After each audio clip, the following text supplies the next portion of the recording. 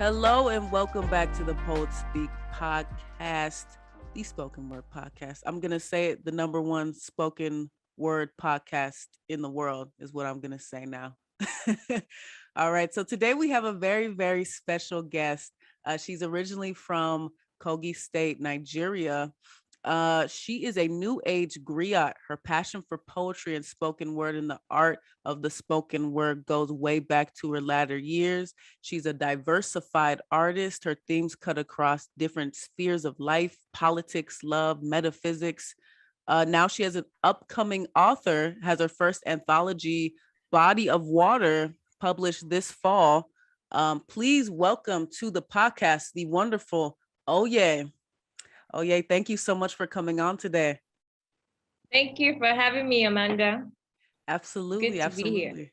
Yes. No, I was introduced to your work by a friend out here in Japan, and I was really amazed by what you were doing. I mean, it was really I was like, this woman has to come on my podcast because I was amazed by because not only do you write with the spoken word and perform it, but the visuals really took me aback by what you're combining into the spoken word as you perform. So tell us a little bit about today. Where you're from. Now you're based in Nigeria, right? Yeah, I'm from Nigeria, and I am a writer, a poet, performer, but I prefer to identify myself as a griot because, Mm. like you said, it's about preserving that tradition, and also because the name griot is very multidimensional. It encompasses a lot of things. Griots are spokesmen, they're historians, lyricists, they're poets, they're so many things. I mean, if we trace back into history, we really understand the concept of the griot order back then. And then now we have a little bit of a, should I say, more the contemporary influence into the griot ways. So I would prefer to describe myself as a postmodern griot. And as you already stated, I'm into poetry, spoken word art. I also write. Thank you very much for that introduction, Amanda. And yeah, you would like me to kick off with how I started my writing? Well, you know what? I think it's interesting you describe griot because tell the audience a little bit about what is a griot and why is that specific to, let's say, a place like Nigeria and what that means Yeah, in your work. yeah, not that the griots are not just specific to Nigeria, West Africa in general. The word griot or also jalai, or jali, I don't even know how the right pronunciation is. They hailed from, will I say, the Mandinka people of Mali, also cut across people of Senegal. Yeah, but it's interesting the whole history behind the griots because they were part of the, shall I say, court disciplines or palace, entertainment around that time, and they were practically preservers, custodians of the word art, preservers of the history, the African culture. They would rather give a narrative that is more Afrocentric, and then you try to, should I say, erase the Eurocentric ideals we're being fed with post-colonial, so there's always a countercultural mission for the griot. And I can say that modern day, to quote Africa Bambata, he says that a rapper is more like a postmodern griot. Yeah, I didn't even, I don't borrow my, a title from that, but then it makes so much sense because now you find that the griots are new age activists, they are the rebels, they are the revolutionaries, they are those who are fighting to preserve the essence of society. And that's really what the art is about. So you find that in Africa, the oral tradition, we're very heavy on our ethno-philosophy. So the oral tradition of the African people is broad, it's huge. It's not just about entertainment. There are dimensions to it: cultural, economical, social, sometimes even political. Yeah, a lot of times political, because then you have the revolutionaries, the rebels that come out of this tradition as a result of practicing the art. So yeah, Amazing. basically, yeah, No, I think that, when you talk about it, as I listen to you, it sounds like a mission. It sounds like a mission that you're on to really spread, exactly. yeah, this spread Exactly. this. A friend of mine would classify us, qualify us as spoken word messengers. So Mm, we're always trying to align our work with some kind of divine mission. Will I mm, say a divine blueprint for why we're here and why we do what we do. So it's kind of like art for art's sake, but then a little bit of I like to play with my poetry a lot too. So there's a little bit of passion and then all play, work and play. absolutely. Yeah. So tell me, you said, I love that, a divine mission that you're on as a spoken word, not just artist, Yeah. but spoken word messenger. And I feel like that even begins with your name. Your name, Oye. Exactly. Tell us your name and the meaning of your name in Yeah. please. So Yes. my name has a story. Ah, I actually did change my name, my legal name. My maiden name, now I'm married. My maiden name was Zainab Kaka Ahmed. It's also a beautiful name. I mean, Zainab is an exotic name, origin from, the East, Asia, like Arabia. Yeah, Saudi Arabia. But then I knew I had my own indigenous name, my native name, which is Oyereyi. I didn't used to like my name, to be honest. But then one day I really queried into, myself, and I wanted to understand the meaning of my name. mm, And especially when I started encountering more of African philosophical concepts like the Edinkra symbols, the Sankofa, the whole meaning of the Sankofa, which means a returning into yourself, and how that's the oral tradition that was passed on from our ancestors, that there's no harm in going back into the past, picking what is good out of it and moving forward. That's really what the Sankofa symbol is trying to say to us. mm, So whatever time frame we find ourselves, past, present, future, it's always going to be, it's always going to be important to do a mm. Sankofa. Should I say a 360? Yeah. Yeah. So I found out that my name actually meant someone who was philosophically oriented, wisdom. For the sake of brevity, a sage. So Oyere actually means a sage. And I'm like, wow. And it turns out that when I was in school, I actually studied philosophy. So I started putting all these things together, like, whoa, and then I'm into poetry. And then I'm very, inclined towards the griot ways. I'm like, wow, maybe, our ancestors knew what they were doing, and I always feel like your name is powerful. Your Yes. name has a lot to do with who you are, your destiny. And then the Egyptian concept of the Ren, how your Ren is very central to defining who you are, your purpose on earth. So I embraced all of this. And I'm like, you know what? I think my name Oyere would help me propagate what my art stands for.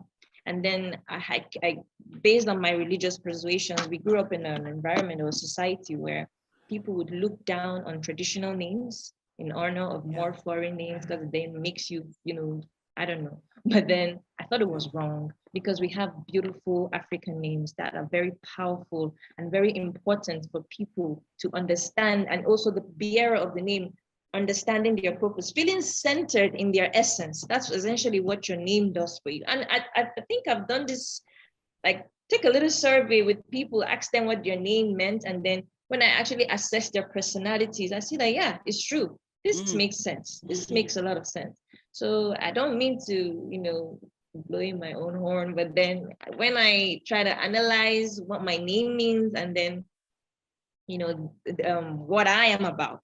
I Mm. feel like there's so much alignment with my name at the moment. And yeah, that's what Oyere is not just my birth name, it's also my stage name and my alter ego. So yeah, she's a lot of things. No, Yeah. I think you're really dropping some gems for the audience. I like what you said there. You said your name really centers who you are. And I think Mm, as people that, like you said, not only just artists, but messengers for the word, it's so mm, important that we're so centered in our names. After, our mothers pushed us out, gave birth to us, that essence, that her name that she decided to name us is so key. You know, it's so Yeah, generative. It's so part of essentially who we are, and so part of the messages that we give to the world, right?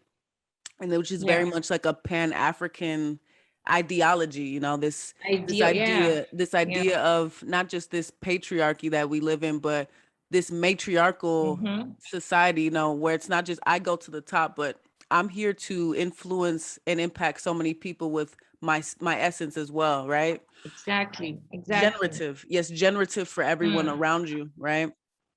So I yeah. love that. Honestly, I really, I can really dig that. So tell me a little bit more about this alter ego. Tell us about this writing. You know, like I said, when I saw your work visually, gee, like it's just something else. I mean, really, you know, you connect into all these aspects, African spirituality, you know, ancestors, indigenous culture, not only with the word, but with the visual of what you display. Tell us a little bit about your practice with the word. Yeah. Yeah. So the history behind my writing, I started writing way back in secondary school. The story is a little funny how I delved into it. There was this tradition back then, in senior high. Friends would, they started compiling poems. They would buy beautiful, beautiful notebooks and then just pass it around. If you could write a poem, just write a poem. I didn't Yeah. even know that I had a flair for poetry, but I knew I loved words. And so I would write one or two things. And then a lot of them would give me a compliment. Oh, that's nice. I'm like, oh, really? So I was just playing around with words. I didn't even know the weight of what I was doing. And then there came another culture. We were about to graduate, and then they were going around giving out autograph books, slum books. So you write to express yourself. So I realized that I had this thing in me. I wanted to express myself. I had a yearning to unravel certain things through word art. I was very inclined with wordery. So I found that I loved literature as well as poetic devices. So I would infuse these things into my writing. So I'm still learning anyway. I can't say that I'm, the best at what I do. I believe every day I learn more. But the most important thing is it allowed me, that whole process and that whole experience allowed me to express myself uniquely. And I felt good about it at the end of the day. And I embraced all these thoughts. And then I now realize that, oh, wow, writing is actually a very powerful, sensitive communication tool. So I would just delve into myself and allow myself be vulnerable sometimes. And then sometimes there are some poems that, we don't share, we just keep them for ourselves. But then, Yeah. yeah, the whole idea of making an impact is to create pieces or write pieces that have a multiplier effect, right? Whether emotionally, whether socially, but then be able to extend that communication, allow your writing to be expandable. Yeah. So I would do that. Yeah, so I would do that and hoping you can. And another thing is, in as much as we're trying to connect with people, you can't connect with everyone. You know that, right? We're all diverse in our thoughts, in our beliefs, our ideologies, but you would find people that can resonate to your message. And that's the whole essence. So if writing is such a tool, a powerful tool for communication, sensitive as it might be, why not harness that into something that is uplifting and is something that is empowering for me and for the greater good of society? As a philosopher, I like to relate my art, I like to peg it against the utility principle. It's a maxim that says we should act according to a good, as long as it's for the greater good, act according to a good, and that maximizes the welfare of a greater good. So that's how I, do what I do, or why I do what I do, to create the multiplier effect of what art can do. I want people to resonate with me, and at the same time, I want to understand how my art affects people. Like, I want to know. I'm not even looking for. I mean, I'm not always looking for praises. Oh no. Sometimes I'm actually looking for that counter feedback, Mm.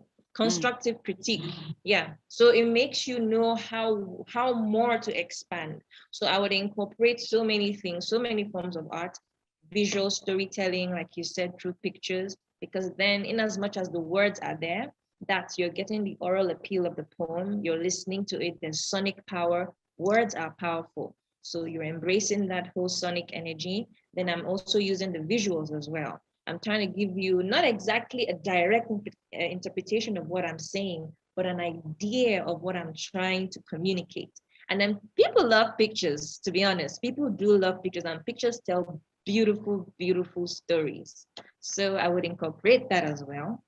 And then, yeah, that's how, I came into doing what I do. Marrying all these concepts together just to birth something unique, something different. Yeah. So the whole process for me is my creative process is sometimes it's very cumbersome. It's messy. To be honest, I don't think I have everything all figured out at the moment. I can be hit by a muse once and I'm thinking about it, and all of a sudden I'm not into that muse anymore. I'm thinking something different, but I always go back. So the most important thing is allowing, the center of your work reflect the plurality of your muses. So maybe that's why you can relate one poem, you can have so many branches, you can see the Africanness of it, you can see the social implication of it, you can see the spiritual context of it. Because I just want art to speak in multiples, really. So, and I guess it's just a reflection of me. Yeah. How I am and how crowded my head can be crammed, because it took me a long time to really start showcasing my art, putting my art out there. I've been writing for years, and it's just me consuming my art. But then I found it very hard to translate my data into consumables that people can understand. So I think I took my time to analyze, the whole landscape, the poetry landscape, see what was trending, see how people were reacting to the current, status quo of poetry, the spoken word art, and then try and see how I best can, make my own voice be heard, stand out. And then really, this is just me. In as much as it sounds so purpose-driven, mission-driven, I'm also having fun. To be honest, when I'm doing all those things, I'm enjoying playing Earth Angel, playing Lone Ranger. To be honest, I'm having a lot of fun. I think poetry is just so diverse. I always say that for me, it's like a toy in hand, and at the same time, it's a weapon. So whatever I wield at whatever time, that's what just blooms into whatever the art is. So some have described me as being a rebel, a radical, but that's the mood of whatever poem they must have heard from me. Some might say I'm very lovey-dovey, very, a hopeless romantic, proudly so. Then again, that was the muse at the moment.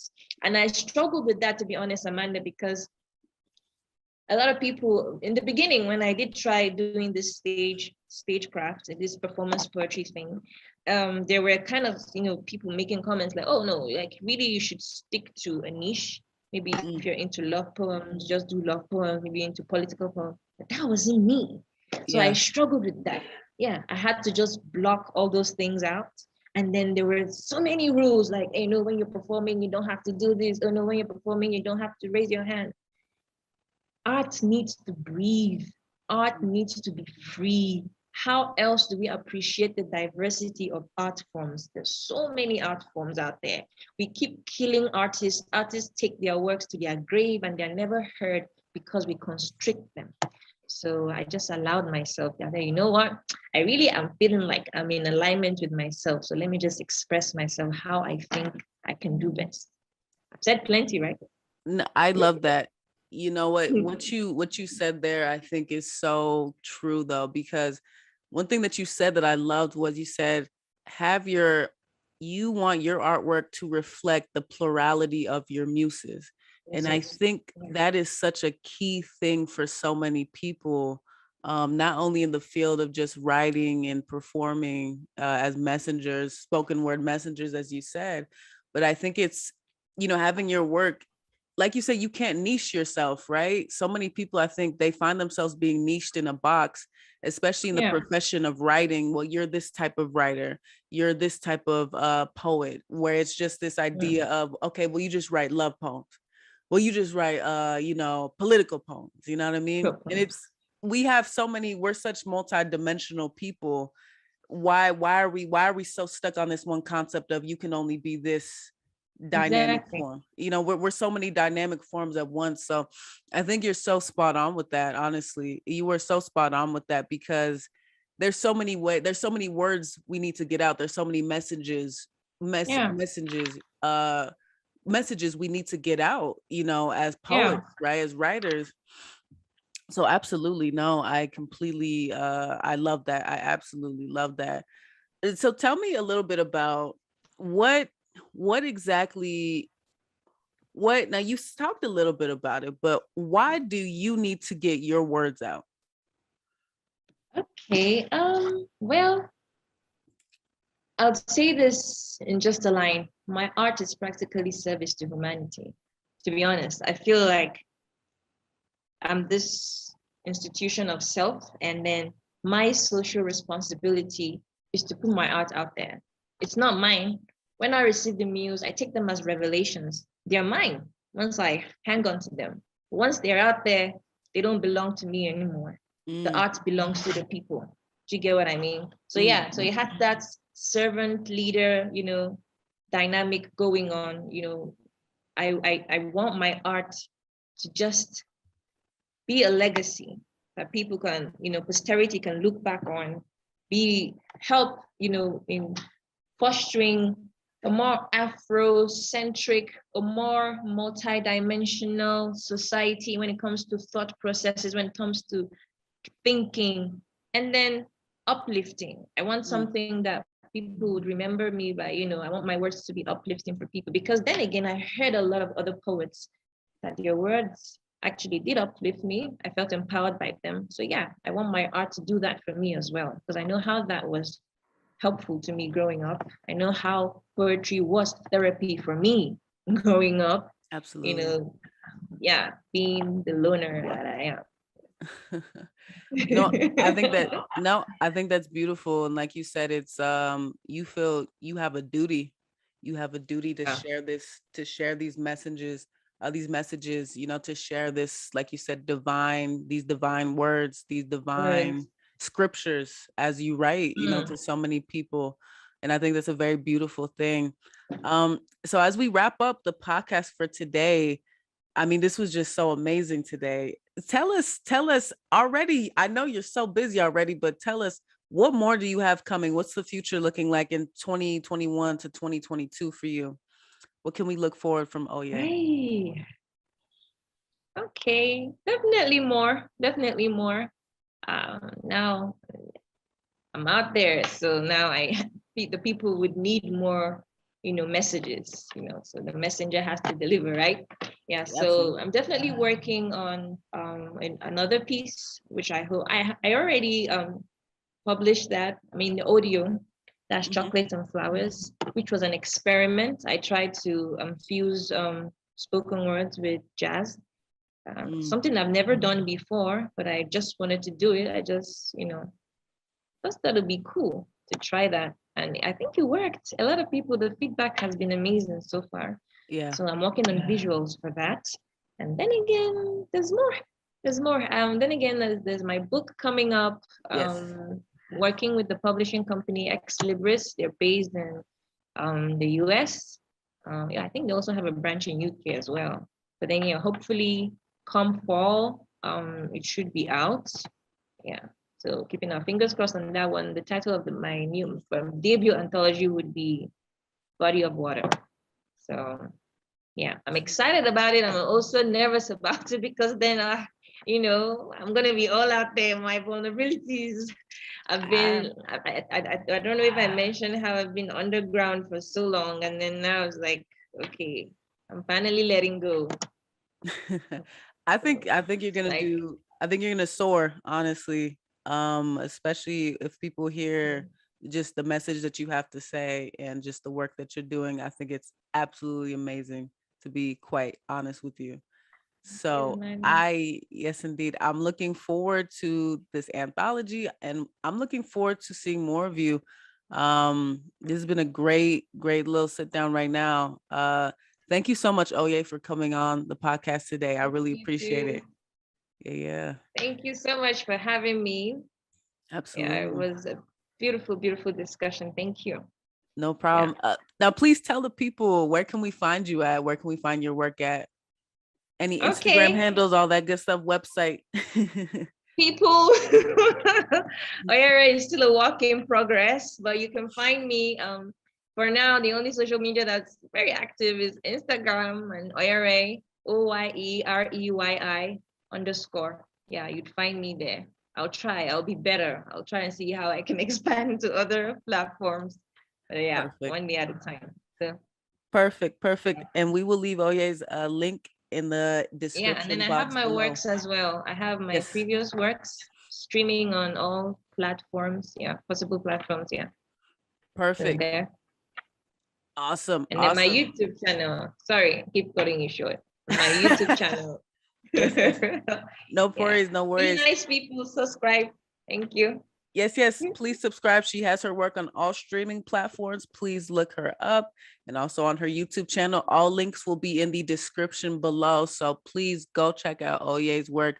Oye, thank you so much for coming on the podcast today, everyone. Thank you so much, Amanda. Absolutely. So everyone, this is the end of this podcast for today. Like I said, the #1 spoken word podcast in the world. This is the Poet Speaks podcast. We'll talk to y'all later. Bye-bye.